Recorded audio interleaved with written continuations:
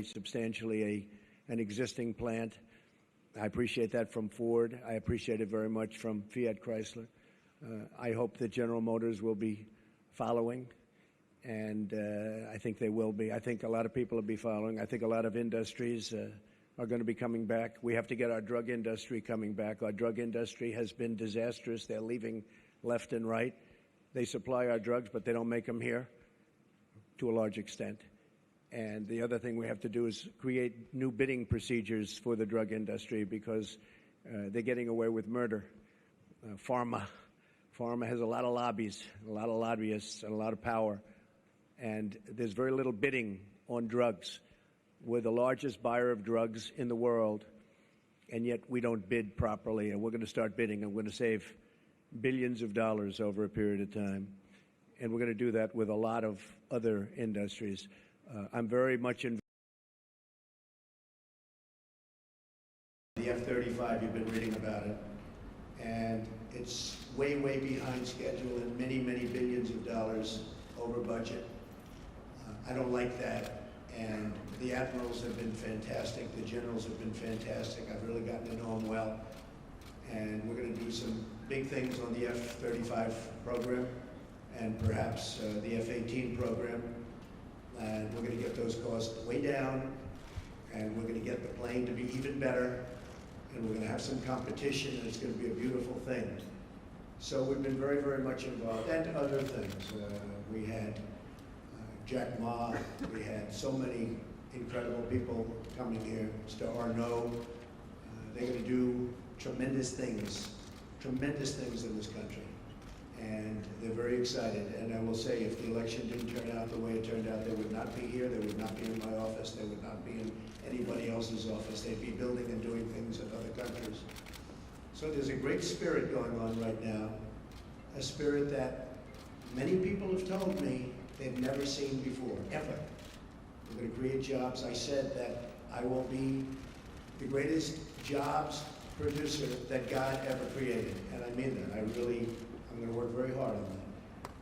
We need certain amounts of other things, including a little bit of luck, but I think we're going to do a real job, and I'm very proud of what we've done, and we haven't even gotten there yet.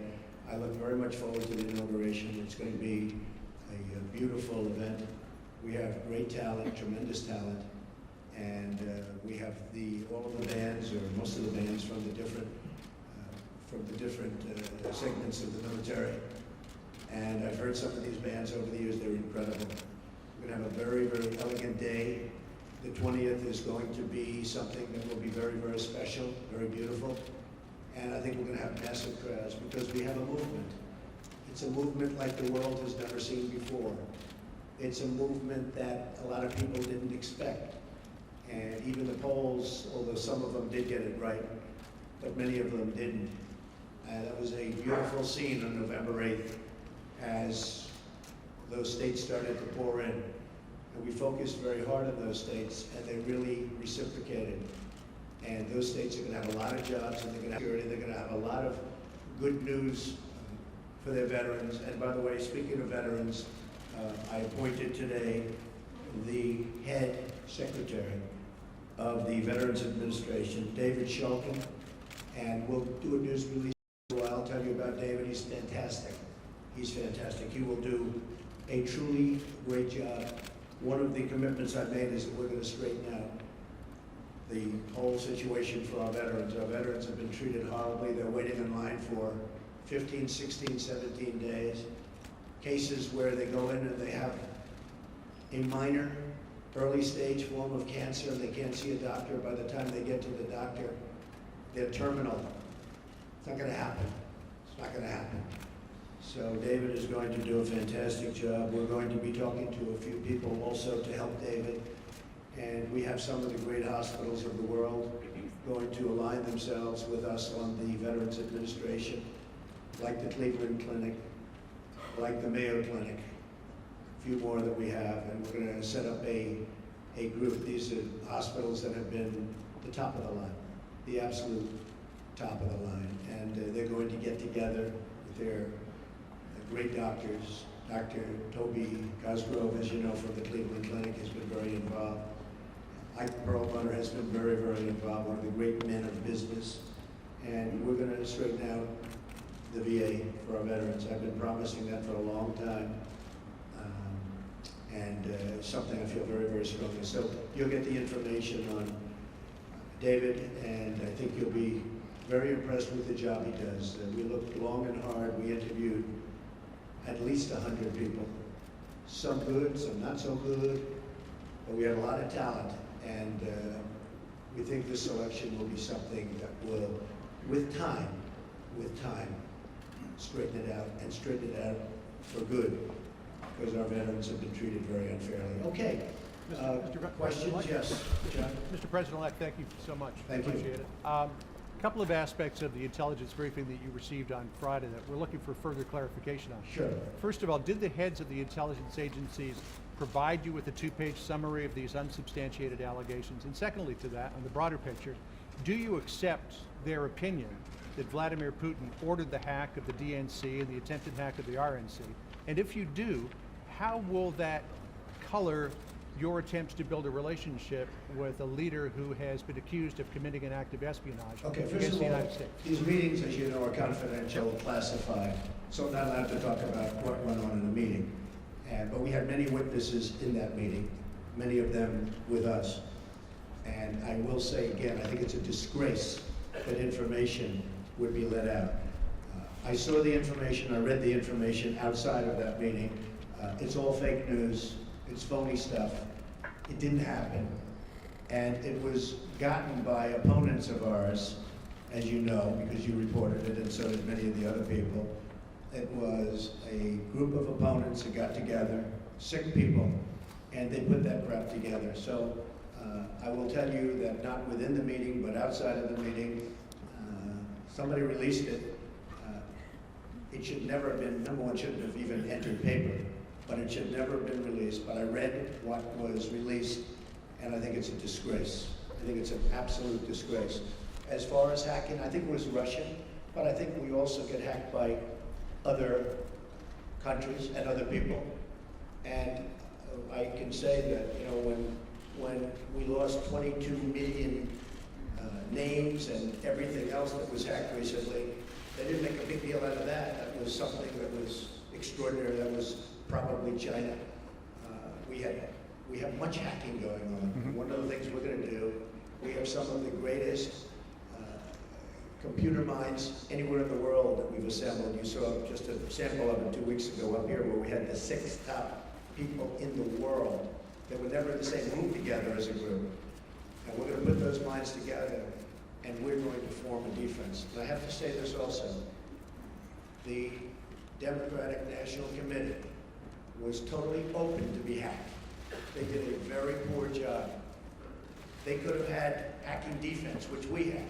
And I will give Reince Priebus credit, because when Reince saw what was happening in the world and with this country, he went out and went to various firms and ordered a very strong hacking defense. And they tried to hack the Republican National Committee, and they were unable to break through. We have to do that for our country. It's very important. And just to the last part of that question, where I said, how could all of this potentially color your attempts to build a better relationship with President Putin? Well, you know, President Putin and Russia put out a statement today that this fake news was indeed fake news. They said it totally never happened. Now, somebody would say, oh, of course he's going to say that. I respected the fact that he said that. And I'll be honest, I think if he did have something, they would have released it. They would have been glad to release it. I think, frankly, had they broken into the Republican National Committee, I think they would have released it, just like they did about Hillary and all of the horrible things that her people, like Mr. Podesta, said about her. I mean, what he said about her was horrible. If somebody said about me what Podesta said about Hillary, I was the boss, I would have fired him immediately, or that person, because what he said about her was horrible. But remember this, we talk about the hacking. Hacking's bad, and it shouldn't be done. But look at the things that were hacked. Look at what was learned from that hacking. That Hillary Clinton got the questions to the debate and didn't report it? That's a horrible thing. That's a horrible thing. Can you imagine that if Donald Trump got the questions to the debate, it would have been the biggest story in the history of stories. And they would have said, immediately you have to get out of the race. Nobody even talked about it. It's a very terrible thing. Yes, President-elect, can I ask you a question, sir? Thank you, Mr. President-elect. On that intelligence report, the second part of their conclusion was that Vladimir Putin ordered it because he aspired to help you in the election. Do you accept that part of the finding? And will you undo what President Obama did to punish the Russians for this, or will you keep it in place? If Putin likes Donald Trump, I consider that an asset, not a liability. Because we have a horrible relationship with Russia. Russia can help us fight ISIS, which, by the way, is number one tricky. I mean, if you look, this administration created ISIS by leaving at the wrong time. The void was created, ISIS was formed. If Putin likes Donald Trump, guess what, folks? That's called an asset, not a liability. Now, I don't know that I'm going to get along with Vladimir Putin. I hope I do, but there's a good chance I won't. And if I don't, do you honestly believe that Hillary would be tougher on Putin than me? Does anybody in this room really believe that? Give me a break. But President Obama's steps, will you keep Can on you point? make clear whether during your visits to either Moscow or St. Petersburg you engaged in conduct that you now regret, and that a reasonable would a reasonable observer say that you are potentially vulnerable to blackmail by Russia or by its intelligence agencies? Let me just tell you what I do. When I leave our country, I'm a very high-profile person, would you say? I am extremely careful. I'm surrounded by bodyguards. I'm surrounded by people. And I always tell them, anywhere, but I always tell them, if I'm leaving this country, be very careful, because in your hotel rooms, and no matter where you go, you're going to probably have cameras. I'm not referring just to Russia, but I would certainly put them in that category. And number one, I hope you're going to be good anyway. But in those rooms, you have cameras in the strangest places. Cameras that are so small with modern technology, you can't see them and you won't know. You better be careful, or you'll be watching yourself on nightly television. I tell this to people all the time. I was in Russia years ago with the Miss Universe contest, which did very well. Moscow, the Moscow area, did very, very well. And I told many people, be careful, because you don't want to see yourself on television. Cameras all over the place. And again, not just Russia, all over. Does anyone really believe that story? I'm also very much of a germaphobe, by the way. Believe me. One more question, sir. About how you plan to disentangle yourself from your business, but first, I have to follow up on some of these Russia remarks. Based on your comments here today, do you believe the hacking was justified? Does Russia have any leverage over you, financial or otherwise? And if not, will you release your tax returns to prove it? So I tweeted out that I have no dealings with Russia. I have no deals in Russia. I have no deals that could happen in Russia because we've stayed away. And I have no loans with Russia. As a real estate developer, I have very, very little debt. I have assets that are, and now people have found out how big the company is. I have very little debt, I have very low debt. But I have no loans with Russia at all. And I thought that was important to put in. I certified that. So I have no deals, I have no loans, and I have no dealings. We could make deals in Russia very easily if we wanted to. I just don't want to because I think that would be a conflict. So I have no loans, no dealings, and no current pending deals. Now I have to say one other thing.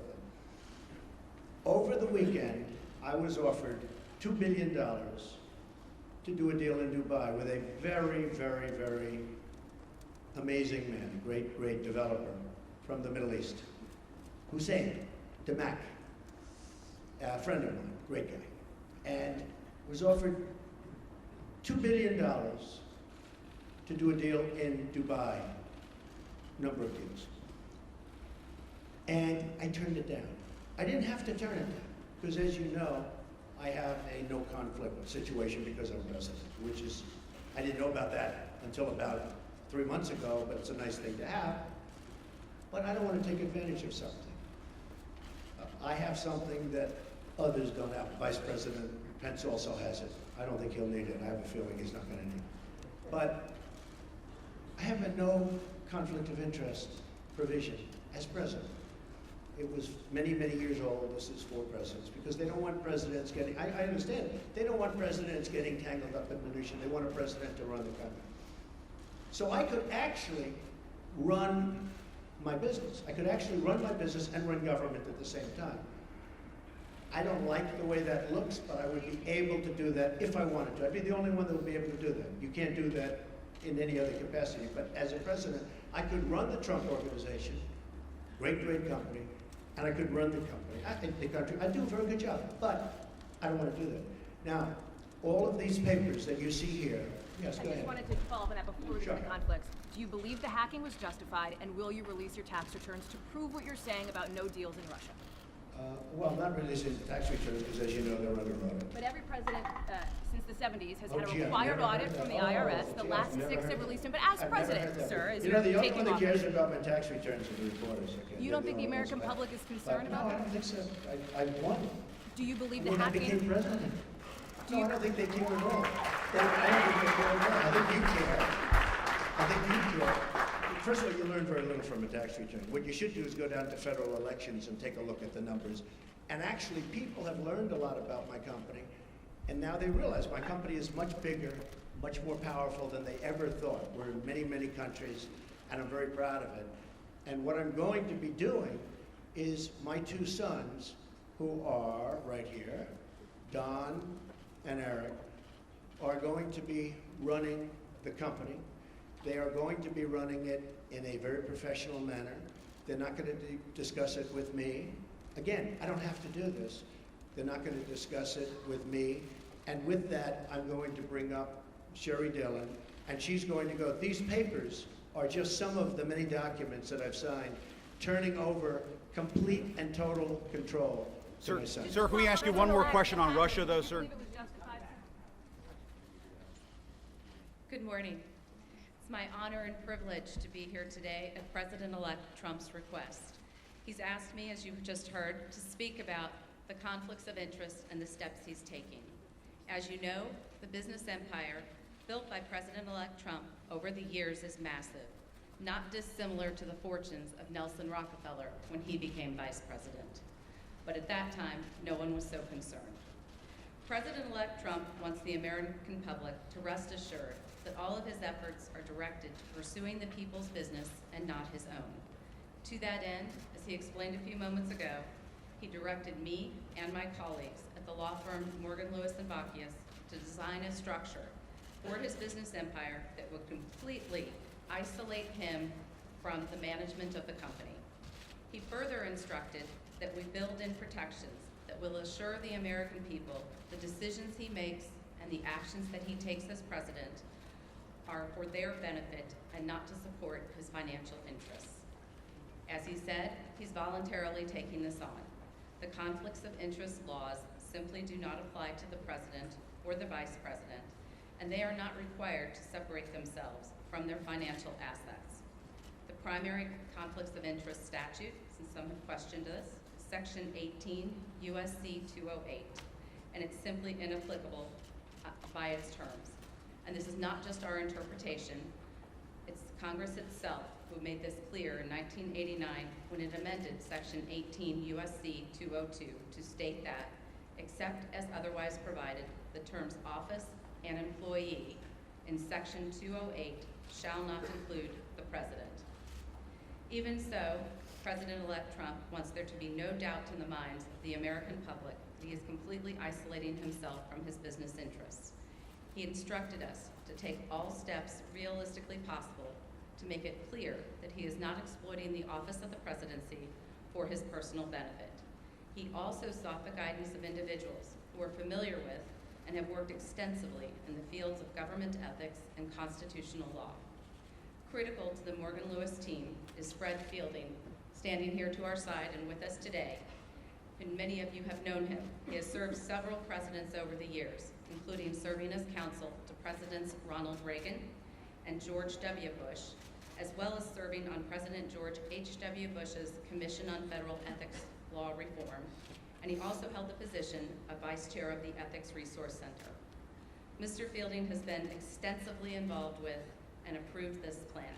He's here today to support the plan, and he will continue to provide guidance as the plan is implemented and as Eric, Don, along with others, take over management of the Trump Organization. I'm going to detail some of the extraordinary steps now that the President-elect is taking. First, President-elect Trump's investments in business assets, commonly known as the Trump Organization, comprising hundreds of entities, which again, if you all go and take a look at his financial disclosure statement, the pages and pages and pages of entities have all been or will be conveyed to a trust prior to January 20th. Here is just some of the paperwork that's taking care of those actions. Second, through the trust agreement, he has relinquished leadership and management of the Trump Organization to his sons, Don and Eric, and a longtime Trump executive, Alan Weisselberg. Together, Don, Eric, and Alan will have the authority to manage the Trump Organization and will make decisions for the duration of the presidency without any involvement whatsoever by President-elect Trump. Further, at the President-elect's direction, the trust agreement provides that to ensure the Trump Organization continues to operate in accordance with the highest and legal ethics standards, an ethics advisor will be appointed to the management team.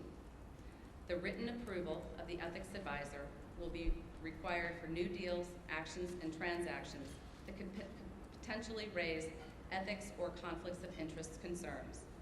President-elect Trump, as well as Don, Eric, and Alan, are committed to ensuring that the activities of the Trump Organization are beyond reproach and cannot be perceived to be exploitive of the office of the presidency. President-elect Trump will resign from all officer and other positions he holds with the Trump Organization entities. Further, in addition, his daughter Ivanka will have no further involvement with or management authority whatsoever with the Trump Organization. As she and Jared move their family to D.C., Ivanka will be focused on settling her children into their new homes and their new schools. The President-elect has also already disposed of all of his investments in publicly traded or easily liquidated investments. As a result, the trust will have two types of assets. First, it will hold liquid assets, cash equivalents, and treasuries, and perhaps some positions in a government-approved diversified portfolio, one that is consistent with the regulations from the Office of Government Ethics. Second, the trust is going to hold this pre-existing, illiquid, but very valuable business assets, the ones that everyone here is familiar with. Trump-owned, operated, and branded golf clubs, commercial rental property, resorts, hotels, rights to royalties from pre-existing licenses of Trump marks, productions, and goods. So things like Trump Tower, Mar-a-Lago, all of his other business assets, 40 Wall Street, will all be in the trust. Through instructions in the trust agreement, President-elect Trump first ordered that all pending deals be terminated. This impacted more than 30 deals, many of which were set to close by the end of 2016. As you can well imagine, that caused an immediate financial loss of millions of dollars, not only elect Trump, but also for Don, Ivanka, and Eric. The trust agreement, as directed by President Trump, imposes severe restrictions on new deals. No new foreign deals will be made whatsoever during the duration of President Trump's presidency. New domestic deals will be allowed, but they will go through a vigorous vetting process. The President-elect will have no role in deciding whether the Trump Organization engages in any new deal, and he will only know of a deal if he reads it in the paper or sees it on TV. Because any new deal could, and I emphasize could, be perceived as causing a conflict or as exploiting the office of the presidency, new deals must be vetted with the ethics advisor, whose role will be to analyze any potential transactions for conflicts and ethics issues. The ethics advisor will be a recognized expert in the field of government experts. Again, his role will be to scrutinize the new deals and the actions, and any new deal must receive written approval. To further reinforce the wall that we are building between President-elect Trump and the Trump Organization, President-elect Trump has ordered, through his trust agreement, to sharply limit his information rights. Reports will only be available and reflect profit and loss on the company as a whole. There will be no separate business-by-business accounting. Another step that President-elect Trump has taken is is he created a new position at the Trump Organization, the position of Chief Compliance Counsel, whose responsibility will be to ensure that the Trump businesses, again, are operating at the highest levels of integrity and not taking any actions that could be perceived as exploiting the office of the presidency. He has also directed that no communications of the Trump Organization, including social media accounts, will reference or be tied to President-elect Trump's role as President of the United States or the office of the presidency. In sum, all of these actions, complete relinquishment of management, no foreign deals, ethics advisor approval of deals, sharply limited information rights, will sever President-elect Trump's presidency from the Trump Organization. Some have asked questions. Why not divest? Why not just sell everything? Form a blind trust. And I'd like to turn to addressing some of those questions now. Selling, first and foremost, would not eliminate possibilities of conflicts of interest. In fact, it would exacerbate them. The Trump brand is key to the value of the Trump Organization's assets. If President-elect Trump sold his brand, he would be entitled to royalties for the use of it, and this would result in the trust retaining an interest in the brand without the ability to assure that it does not exploit the office of the presidency. Further, whatever price was paid would be subject to criticism and scrutiny. Was it too high? Is there pay for play? Was it too much paid to curry favor with the president-elect? And selling his assets without the rights to the brand would greatly diminish the value of the assets and create a fire sale. President-elect Trump should not be expected to destroy the company he built. This plan offers a suitable alternative to address the concerns of the American people. And selling the entire Trump Organization isn't even feasible. Some people have suggested that the president-elect sell the business to his adult children. This would require massive third-party debt, sourced with multiple lenders whose motives and willingness to participate would be questioned and undoubtedly investigated. And if the president-elect were to finance the sale himself, he would retain the financial interest in the assets that he owns now. Some people have suggested that that President-elect Trump could bundle the assets and turn the Trump Organization into a public company. Anyone who's ever gone through this extraordinarily cumbersome and complicated process knows that it is a non-starter. It is not realistic, and it would be inappropriate for the Trump Organization. Some people have suggested a blind trust, but you cannot have a totally blind trust with operating businesses. President Trump can't unknow he owns Trump Tower, and the press will make sure that any new developments at the Trump Organization are well publicized. Further, it would be impossible to find an institutional trustee that would be competent to run the Trump Organization. The approach he is taking allows Don and Eric to preserve this great company and its iconic assets. And this approach is best from a conflicts and ethics perspective. It creates a complete separation from President-elect Trump and separates him and prevents him from participating in the business, imposes strict limits on what the trustees can do, and requires the assent of any ethics advisor to a new deal. I'm going to turn to one last topic today that has been of interest lately, called emoluments. That's a word I think we've all become familiar with and perhaps had not heard before. And we're going to describe some other actions the President-elect Trump is taking to avoid even the appearance of a conflict. Emoluments comes from the Constitution. The Constitution says officials may not accept gifts, titles of nobility, or emoluments from foreign governments with respect to their office, and that no benefit should be derived by holding an office. The so-called emoluments clause has never been interpreted, however, to apply to fair value exchanges that have absolutely nothing to do with an office holder. No one would have thought when the Constitution was written that paying your hotel bill was an emolument. Instead, it would have been thought of as a value for value exchange, not a gift, not a title, and not an emolument. But since President-elect Trump has been elected, some people want to define emoluments to cover routine business transactions, like paying for hotel rooms. They suggest that the Constitution prohibits the businesses from even arm's-length transactions that the President-elect has absolutely nothing to do with and isn't even aware of. These people are wrong. This is not what the Constitution says. Paying for a hotel room is not a gift or a present, and it has nothing to do with an office. It's not an emolument. The Constitution does not require President-elect Trump to do anything here. But just like with conflicts of interest, he wants to do more than what the Constitution requires. So President-elect Trump has decided, and we are announcing today, that he is going to voluntarily donate all profits from foreign government payments made to his hotels to the United States Treasury. This way, it is the American people who will profit. In sum, I and President-elect's other advisors at Morgan Lewis have determined the approach we've outlined today will avoid potential conflicts of interest or concerns regarding exploitation of the office of the presidency without imposing unnecessary and unreasonable losses on the president-elect and his family.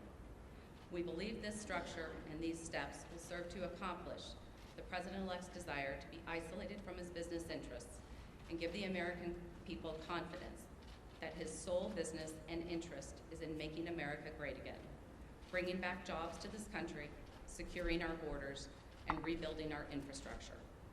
The American people were well aware of President-elect Trump's business empire and financial interests when they voted.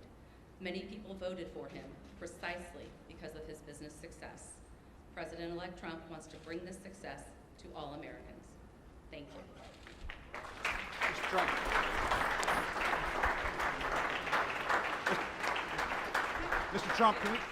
Mr. Trump, can we ask you? Mr. Trump, can we ask you some policy questions? Policy questions, sir. Mr. Trump, thank you, Mr. Trump. Trey Yanks with One American News. What is your response to your critics that say not only you but also your cabinet is filled with conflicts of interest, and do you plan to set an example in the future to make sure that your cabinet and everyone throughout your administration? Good question. I really think that when you watch what's going on with what's happening in Washington, I was just watching as an example Rex Tillerson. I think it's brilliant what he's doing and what he's saying. I watched yesterday, as you know, our great senator who is going to be a great attorney general, and he was brilliant. And what people don't know is that he was a great prosecutor and attorney general in Alabama, and he was brilliant yesterday. So I really think that I think we have one of the great cabinets ever put together. And we've been hearing that from so many people. People are so happy. You know, in the case of Rex, he ran incredibly ExxonMobil. When there was a fine, he would get it. When they needed something, he would be there. A friend of mine who's very, very substantial in the oil business, Harold Hamm, big supporter, he said, there's nobody in the business like Rex Tillerson. And that's what we want. That's what I want to bring to government. I want to bring the greatest people into government because we're way behind. We don't make good deals anymore. I say it all the time in speeches. We don't make good deals anymore. We make bad deals. Our trade deals are a disaster.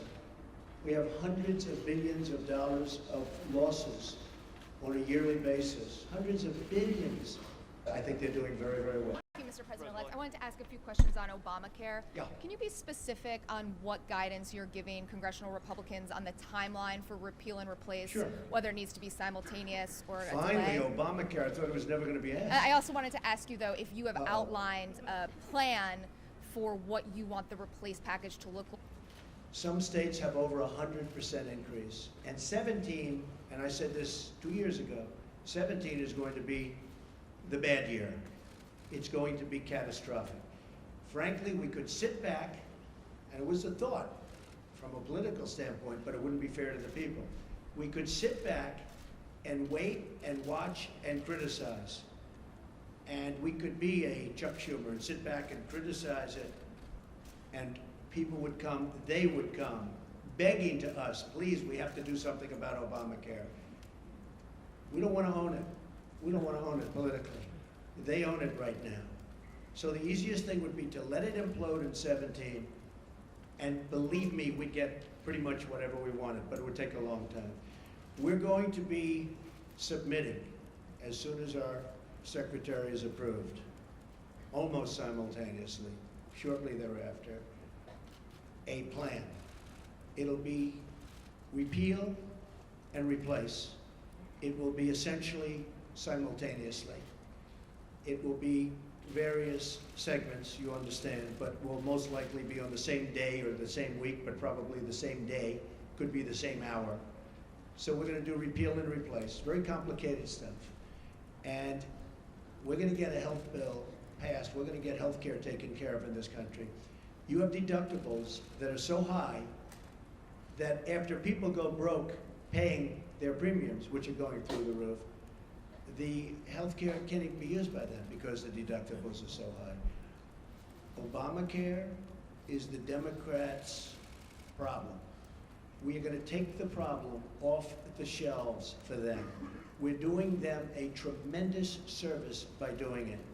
We could sit back and let them hang with it. We are doing the Democrats a great service. So as soon as our secretary is approved and gets into the office, we'll be filing a plan. And it was actually pretty accurately reported today, the New York Times. And the plan will be repeal and replace Obamacare. We're going to have a health care that is far less expensive and far better. Okay. Mr. President-elect, can we just ask you, sir. President-elect Trump. Mr. President, which one, Mr. President? Well, I was going to. Thank you. All right, go ahead, then CBS. Okay, President-elect Trump, John Steinberg from Cheddar. When you look at all the meetings that you've had with Carrier and SoftBank and Alibaba, do you conceive of making this a program, maybe sitting inside of Commerce? And then my follow-up question to that is, how soon will we see the program on capital repatriation and corporate tax cuts? Well, if I can save jobs, for instance, I was doing individual companies, and people said, well, that's only one company. Like, we did a good job with Carrier. And I want to thank United Technologies, which owns Carrier. But we saved close to 1,000 jobs. And they were gone. And Mike Pence and his staff really helped us a lot. But those were jobs. That was a tough one because they announced a year and a half before that they were leaving. So it's always tough when they're building a plant. It's a little tougher than before they start or before they make an announcement. So I want to thank United Technologies. But we've been meeting with a lot of companies. But what really is happening is the word is now out that when you want to move your plant to Mexico or some other place, and you want to fire all of your workers from Michigan and Ohio and all these places that I won for good reason, it's not going to happen that way anymore. You want to move your plant, and you think, as an example, you're going to build that plant in Mexico, and you're going to make your air conditioners or your cars or whatever you're making, and you're going to sell it through what will be a very, very strong border, not a weak border like it is now. We don't even have a border. It's an open sieve. But you're going to sell through a very strong border. Not going to happen. You're going to pay a very large border tax. So if you want to move to another country, and if you want to fire all of our great American workers that got you there in the first place, you can move from Michigan to Tennessee and to North Carolina and South Carolina. You can move from South Carolina back to Michigan. You can do anywhere. You got a lot of states at play, a lot of competition. So it's not like, oh, gee, I'm taking the competition. We got a lot of places you can move. And I don't care, as long as it's within the United States, the borders of the United States. There will be a major border tax on these companies that are leaving and getting away with murder. And if our politicians had what it takes, they would have done this years ago, and you'd have millions more workers right now in the United States that are 96 million really wanting a job and they can't get. You know that story, the real number. That's the real number. So that's the way it is. Okay, go ahead. Mr. President-elect, I have a question about the Supreme Court and the border security, but I also want you to ask you about something you said on Twitter this morning. Are we living in Nazi Germany? What were you driving at there? Do you have a problem with the intelligence community? And on the Supreme Court, what's your timeline? You said a while ago you were down to 4. Have you conducted those interviews yet? What's your timeline for nominating? And on the border fence, it now appears clear U.S. taxpayers will have to pay for it up front. What is your plan to get Mexico to pay for it? I got it. You have any more? That's it. On the fence. It's not a fence, it's a wall. You just misreported it. We're going to build a wall. I could wait about a year and a half until we finish our negotiations with Mexico, which will start immediately after we get to office, but I don't want to wait. Mike Pence is leading an effort to get final approvals through various agencies and through Congress for the wall to begin. I don't feel like waiting a year or a year and a half. We're going to start building. Mexico, in some form, and there are many different forms, will reimburse us, and they will reimburse us for the cost of the wall. That will happen. Whether it's a tax or whether it's a payment, probably less likely that it's a payment, but it will happen. So remember this, okay? I would say we are going to build a wall, and people would go crazy. I would then say, who's going to pay for the wall? And people would all scream out, 25, 30,000 people, because nobody's ever had crowds like Trump has had. You know that. You don't like to report that, but that's okay. Okay, now he agrees. Finally, he agrees. But I say, who's going to pay for the wall? And they will scream out, Mexico. Now, reports went out last week, oh, Mexico's not going to pay for the wall because of a reimbursement. What's the difference? I want to get the wall started. I don't want to wait a year and a half until I make my deal with Mexico. So, and we probably will have a deal sooner than that. And by the way, Mexico has been so nice, so nice. I respect the government of Mexico. I respect the people of Mexico. I love the people of Mexico. I have many people from Mexico working for me. They're phenomenal people. The government of Mexico is terrific.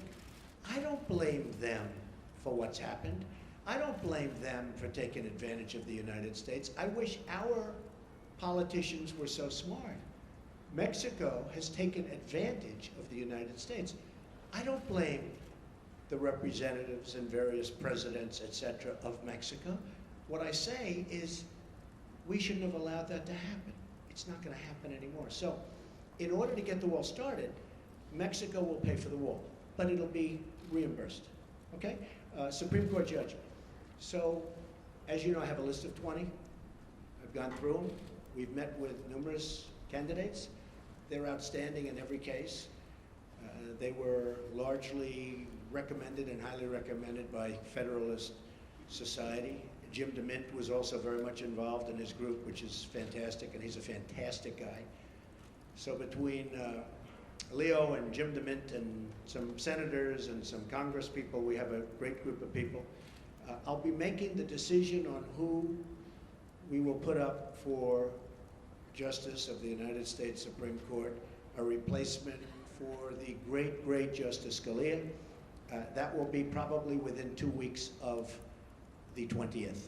So within about 2 weeks, probably the second week. I consider the first day because we'll also be doing some pretty good signings. And I think what we'll do is we'll wait till Monday. That will be our really first business day as opposed to doing it on Friday, because on Friday people are going to have a very good time at the inauguration. And then Saturday, as you know, we're having a big church service and lots of good things are happening. So our first day, and you'll all be invited to the signings, but we'll be doing some pretty good signings on Monday and Tuesday and Wednesday and Thursday and Friday, and then also the next week. And you're all invited. But on the Supreme Court, I'll be making that decision, and it'll be a decision which I very strongly believe in.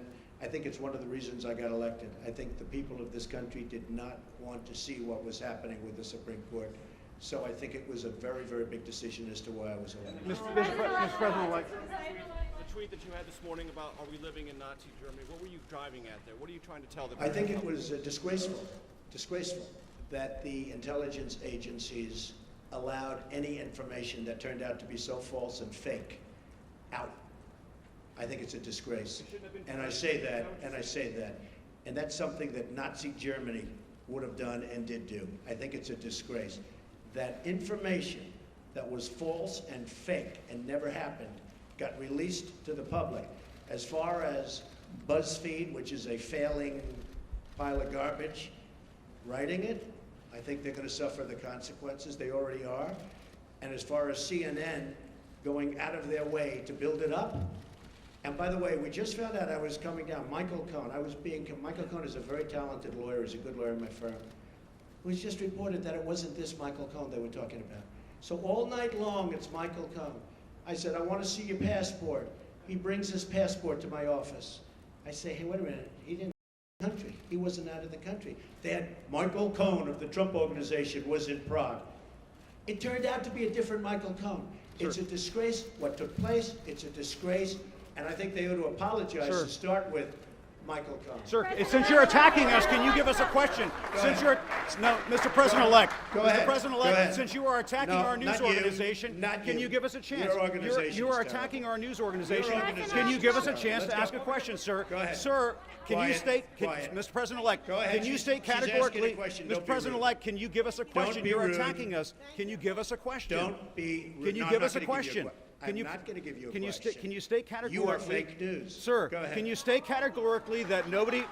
No, Mr. President-elect, that's not Go ahead. appropriate. Do you think President Obama went too far with the sanctions he put on Russia after the hacking? Do you think they're I don't say he went too far. And what No. will you roll them back? No. And what do you think of Lindsey I don't Graham's say- plan to send you a bill for tougher ones, Plans to send me a bill for for what? tougher sanctions? Lindsey I hadn't heard Lindsey Graham was going to do that. Lindsey Graham. I've been competing with him for a long time. He's going to crack that 1% barrier one day. I didn't realize Lindsey Graham's still at it. It's all right. I think Lindsey Graham's a nice guy, actually. I've heard that he's a nice guy, and I've been hearing it. Yeah, go ahead. Go ahead. You've been waiting. Go ahead. As far as we understand, the intelligence community are... Stand up, please. Yeah, Ian Pannell from BBC News. Ian Pannell from BBC News. BBC News, that's BBC another News, beauty. yeah. Thank you. Thank you.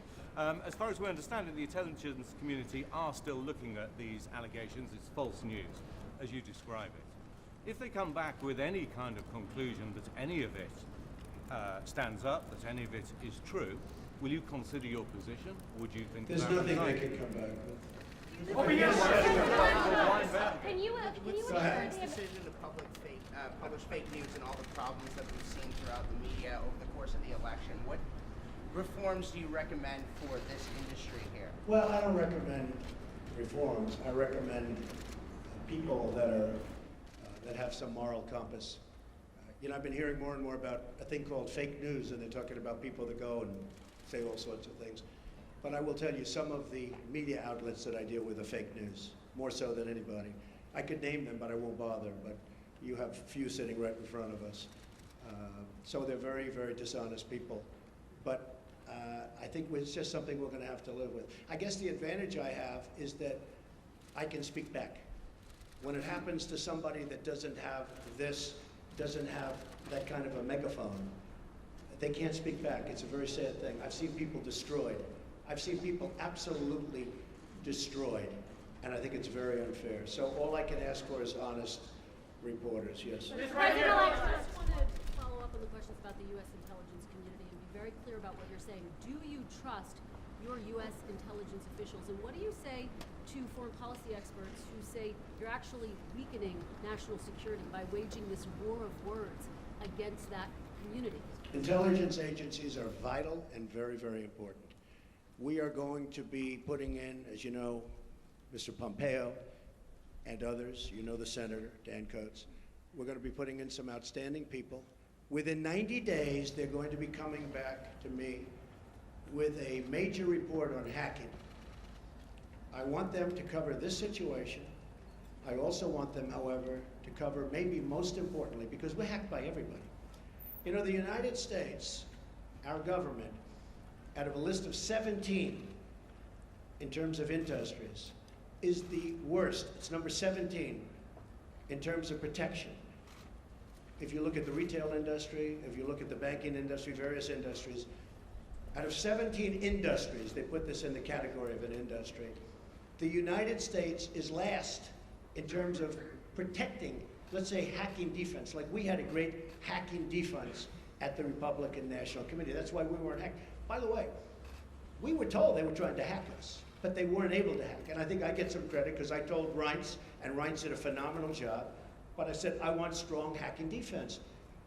The Democratic National Committee didn't do that. Maybe that's why the country runs so badly that way. But I will tell you, wait, let me finish. Within 90 days, we will be coming up with a major report on hacking defense. How do we stop this new phenomena, fairly new phenomena? Because the United States is hacked by everybody. That includes Russia and China and everybody. Everybody. Okay. President-elect Trump. Go ahead. Mr. President-elect, now that you believe that Russia indeed was responsible for the hacking of the DNC and John Podesta's emails, etc. Well, Russia, but you know what? Could have been others also. But why did you spend weeks undermining the U.S. intelligence community before simply getting the facts and then making a public statement? Well, I think it's pretty sad when intelligence reports get leaked out to the press. I think it's pretty sad. First of all, it's illegal. You know, these are classified and certified meetings and reports. And I'll tell you what does happen. I have many meetings with intelligence, and every time I meet, people are reading about it. Somebody's leaking it out. So then I said, maybe it's my office. Maybe my office. Because I have a lot of people, a lot of great people. Maybe it's them. And what I did is I said, I won't tell anybody. I'm going to have a meeting. And I won't tell anybody about my meeting with intelligence. And what happened is I had my meeting. Nobody knew, not even Rona, my executive assistant for years. She didn't know, I didn't tell her. Nobody knew. The meeting was had, the meeting was over, they left, and immediately the word got out that I had a meeting. So, I don't want that. I don't want that. It's very unfair to the country. It's very unfair to our country, what's happened. That report should have never, first of all, it shouldn't have been printed because it's not worth the paper it's written on. And I thank the New York Times for saying that. I thank a lot of different people for saying that. But I will tell you, that should never, ever happen. But Okay. do you trust Mr. President-elect, ABC News. Thank you, Mr. President-elect. Can you stand here today, once and for all, and say that no one connected to you or your campaign had any contact with Russia leading up to or during the presidential campaign? And if you indeed do believe that Russia was behind the hacking, what is your message to Vladimir Putin right now? He shouldn't be doing it. He won't be doing it. Russia will have much greater respect for our country when I'm leading it than when other people have led it. You will see that. Russia will respect our country more. He shouldn't have done it. I don't believe he'll be doing it more. Now, we have to work something out, but it's not just Russia. Take a look at what's happened. You don't report it the same way. 22 million accounts were hacked in this country by China. And that's because we have no defense. That's because we're run by people that don't know what they're doing. Russia will have far greater respect for our country when I'm leading it. And I believe, and I hope, maybe it won't happen, it's possible, but I won't be given a little reset button like Hillary. Here, press this piece of plastic. Guy looked at her like, what is she doing? There's no reset button. We're either going to get along or we're not. I hope we get along, but if we don't, that's possible too. But Russia and other countries. I want to thank everybody. So this is all, I'm not sure that was explained properly, but these papers are all just a piece of the many, many companies.